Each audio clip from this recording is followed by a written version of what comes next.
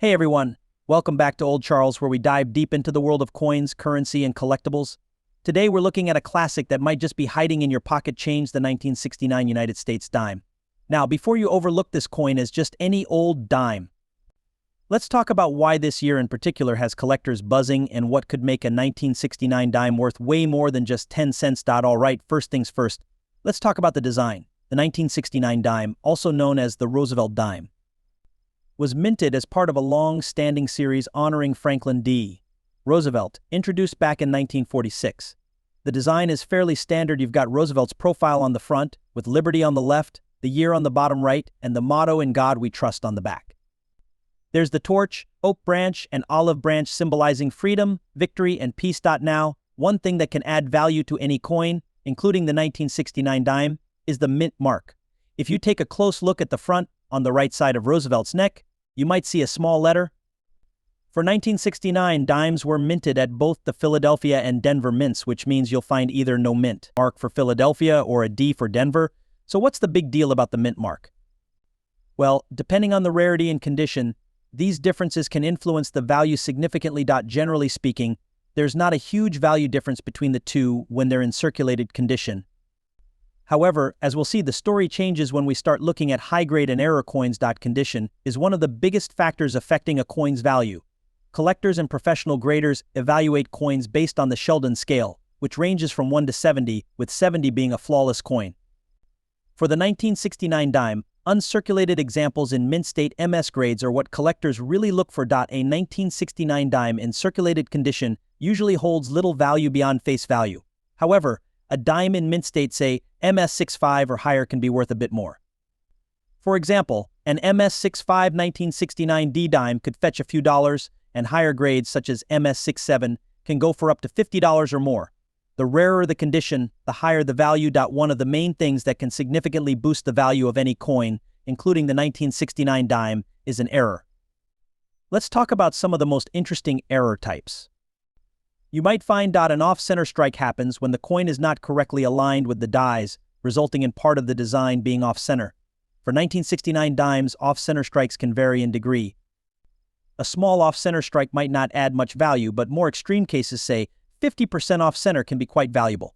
Depending on the condition and severity, these can sell for anywhere from $10 to $100 or more. Another error type that can boost a 1969 dime's value is the double die error. This occurs when the die impresses the design onto the coin more than once, causing some elements to appear doubled.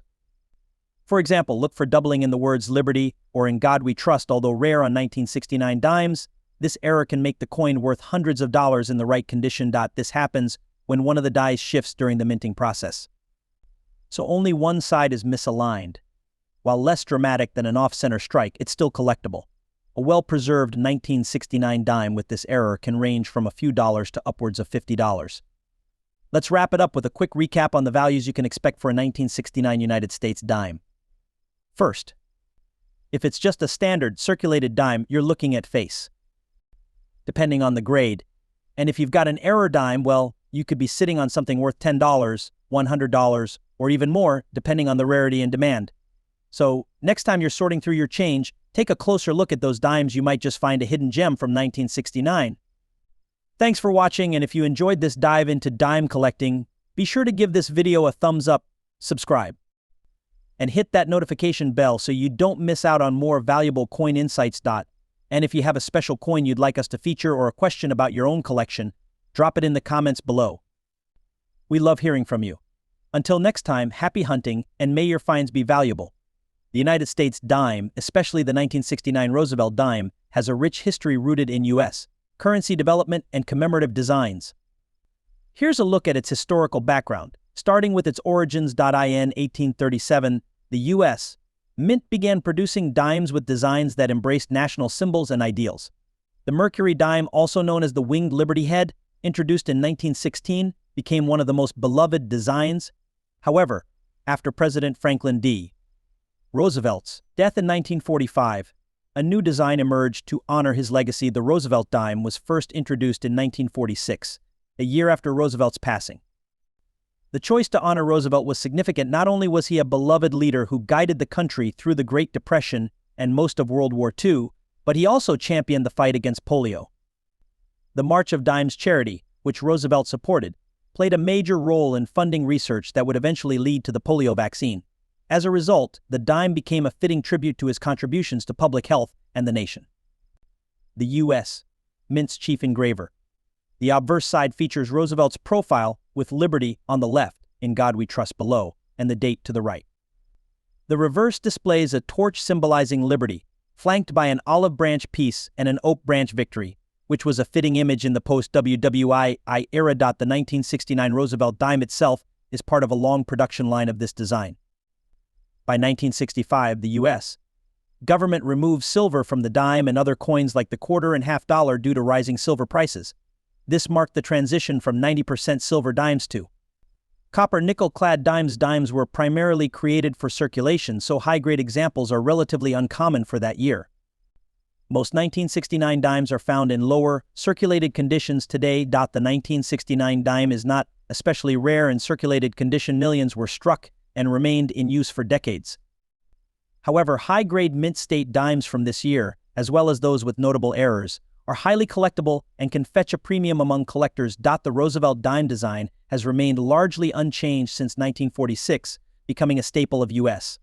currency and a piece of numismatic history. The decision to honor Roosevelt has tied this small coin to both U.S. history and philanthropy, commemorating his commitment to fighting disease and promoting public welfare. While the 1969 Roosevelt dime may not seem unique at first glance, it remains a valuable piece for its connection to a pivotal moment in the nation's coinage history and the enduring legacy of a president who left an indelible mark on the country. The condition of a 1969 United States dime, or any coin for that matter. Down the different conditions a 1969 dime might be found in and what those conditions mean for collectors. Which ranges from 1 to 70. Higher grades indicate a coin's better condition, with 70 representing a perfect, unblemished coin. Here's how the scale generally breaks down. Coins in this condition have significant wear, making details almost unrecognizable. These coins are often very difficult to read, and the design is nearly worn away. A fair coin will have more identifiable details than a poor coin, but significant wear remains. Most of the design elements are visible, but there is still heavy wear. A good coin will show significant wear, but the design is recognizable. The surface may have many marks, and the coin may be discolored. Coins in this range show wear, but the design details are still visible. They may have some scratches and may not have a shiny surface. In this condition, a coin shows moderate wear. All major design elements are visible, but they may be slightly worn. The coin may have some luster remaining. An extra fine coin has only minor wear on the highest points of the design, with the rest of the details sharp. These coins often look almost uncirculated. Most 1969 circulation dimes will fall into the lower grades good to very fine. These coins typically hold little value beyond their face value, though they may still be of interest to collectors. Coins that have never been circulated and are in mint condition can significantly increase in value. High-grade coins, especially those graded MS65 or higher, can command prices ranging from a few dollars to over $50 depending on demand and market conditions. Exposure to moisture, pollutants, and extreme temperatures can tarnish or corrode a coin. Circulated dimes in lower grades good to very fine typically sell for a small premium, often around 15 to 50 cents, depending on demand. Uncirculated dimes in MS condition can be worth significantly more. For example, MS65 examples can be priced around $5 to $25, while MS67 coins may fetch $50 or more. Always handle coins by the edges to avoid fingerprints or oils from your skin damaging the surface. If you believe you have a high-grade or error coin, consider consulting a professional coin dealer or getting it graded by a reputable service like the Professional Coin Grading. Circulation will fall into the lower grades good to very fine. These coins typically hold little value beyond their face value, though they may still be of interest to collectors. Coins that have never been circulated and are in mint condition can significantly increase in value. High-grade coins, especially those graded MS65 or higher, can command prices ranging from a few dollars to over $50 depending on demand and market conditions. Exposure to moisture, pollutants, and extreme temperatures can tarnish or corrode a coin. Circulated dimes in lower grades good to very fine typically sell for a small premium, often around 15 to 50 cents, depending on demand. Uncirculated dimes in MS condition can be worth significantly more.